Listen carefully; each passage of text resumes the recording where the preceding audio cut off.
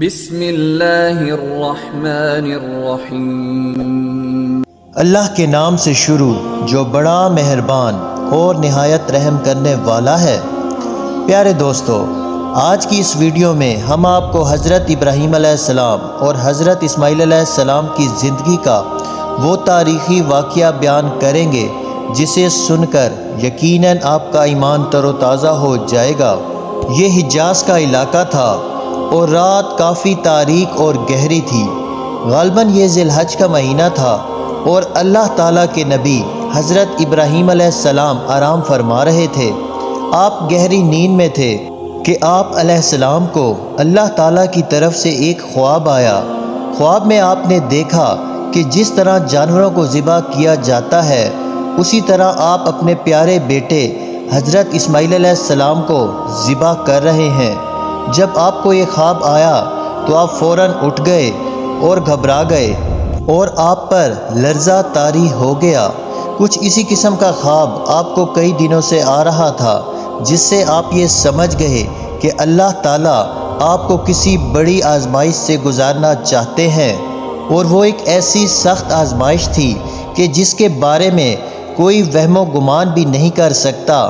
وہ سخت آزمائش کیا تھی اور اس میں چھپا ہم سب کے لیے کیا راز ہے؟ ان تمام چیزوں کو جاننے کے لیے ہماری اس ویڈیو کو اینڈ تک لازمی دیکھیں۔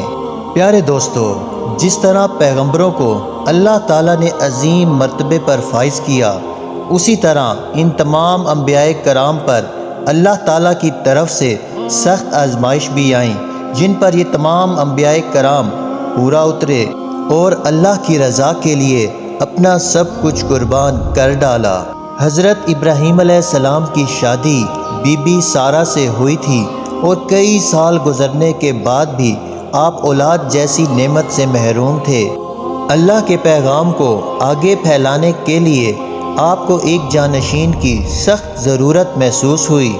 ان تمام حالات کو دیکھتے ہوئے بی بی سارہ نے حضرت ابراہیم علیہ السلام کو یہ مشورہ دیا کہ آپ ان کی ایک کنیز سے شادی کر لیں۔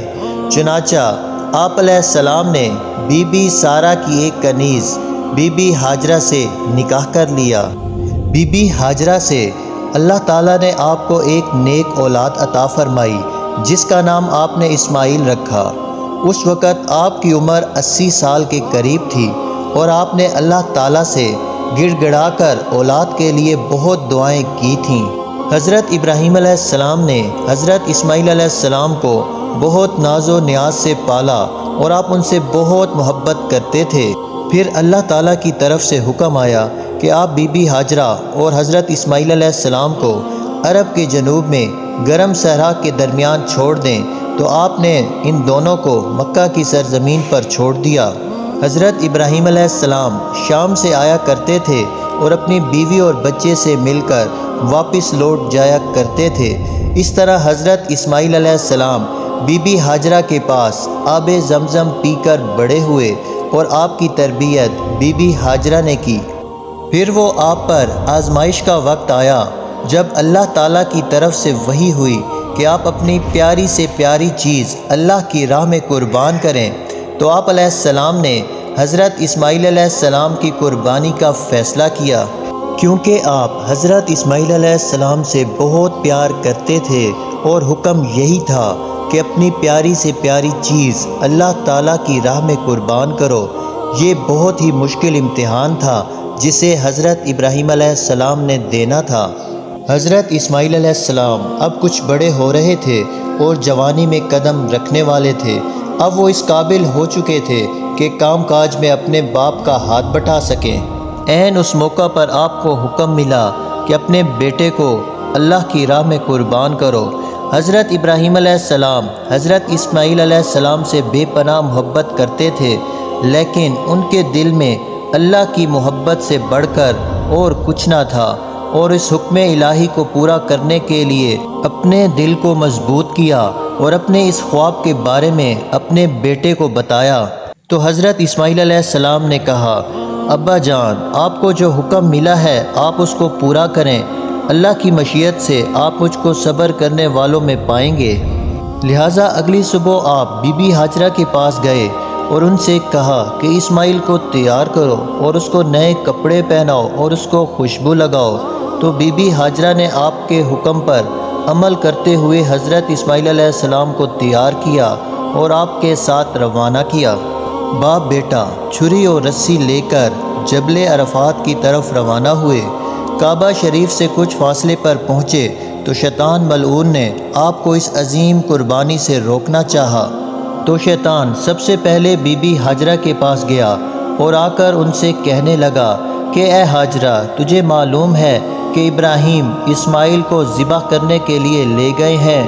تو بی بی ہاجرہ نے کہا، یہ کیسے ہو سکتا ہے؟ کوئی باپ اپنے بیٹے کو کیسے ذبح کر سکتا ہے؟ تو شیطان نے بی بی ہاجرہ سے کہا کہ انہیں اللہ تعالیٰ کی طرف سے حکم ملا ہے۔ تو یہ سن کر بی بی ہاجرہ نے کہا، اگر اللہ کی طرف سے انہیں یہ حکم ملا ہے، میں اور میرا بیٹا اللہ کے اس حکم پر راضی ہیں۔ اس کے بعد شیطان مایوس ہوا اور حضرت اسماعیل علیہ السلام کے پاس آیا اور ان سے آ کر کہنے لگا کہ تیرے والد تجھے ذبح کرنے کے لیے لے جا رہے ہیں۔ تو حضرت اسماعیل علیہ السلام نے کہا، کیوں؟ تو شیطان بولا کہ وہ سمجھتے ہیں کہ یہ اللہ کا حکم ہے۔ تو یہ سن کر حضرت اسماعیل علیہ السلام نے کہا، اگر میری یہ جان اللہ کے حکم پر قربان ہو جائے تو اس سے بڑھ کر اور کیا بات ہو سکتی ہے؟ تو شیطان وہاں سے بھی مایوس ہوا اور حضرت ابراہیم علیہ السلام کے دل میں وسوسے ڈالنے لگا۔ تو آپ نے فوراً شیطان کو پہچان لیا اور پتھر اٹھا کر شیطان کو مارنے لگے اور شیطان سے کہا، اے ملعون، میری آنکھوں کے سامنے سے دور ہو جا۔ اللہ تعالیٰ کو اپنے پیارے خلیل کی یہ ادا اتنی پیاری لگی کہ قیامت تک تمام حاجیوں کو یہ حکم دے دیا کہ میرے پیارے خلیل کی سنت پر عمل کرتے ہوئے شیطان کو 7 کنکر مارو۔ اس کے بعد حضرت ابراہیم علیہ السلام حضرت اسماعیل علیہ السلام کو لے کر پہاڑ کی چوٹی پر پہنچے اور انہیں رسیوں سے باندھ کر ایک پتھر پر لٹا دیا۔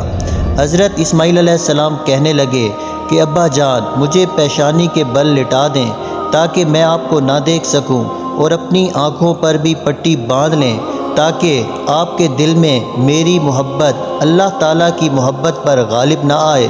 چنانچہ حضرت ابراہیم علیہ السلام نے ایسا ہی کیا اور پوری قوت کے ساتھ حضرت اسماعیل علیہ السلام پر چھری چلا دی، لیکن اللہ کو کچھ اور ہی منظور تھا۔